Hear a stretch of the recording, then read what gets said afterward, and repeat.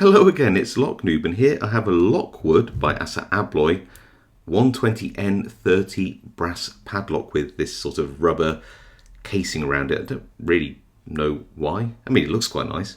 Lockwood are an Australian brand. Obviously, Asa Abloy are not Australian, but they basically own all the brands that you know of, including Yale these days. Now, Lockwood are famous for having tapered pins in some of their models, but I don't think this one has any.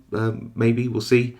And there's the key. The bitting for a small little 4-pin lock isn't too bad, it's nothing exceptional. And I think to pick it, we're going to use these, which are both Southord tools actually, just because they seem to be perfect for this job. A very short, slim hook for the small keyway and a tapered turning tool. So I put that tapered turning tool at the bottom, and you can see it just fits in really, really nicely. And that thin shank of the pick will just slip down this piece of warding. It's going to pull back until I can feel a binding pin. Pin 4 here, for example, feels like it needs to be picked, so just gently lift that.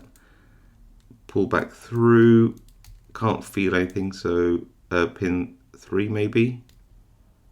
No, pin 2 here, yeah, into a full set. Pin 1, counter rotation, and we are open.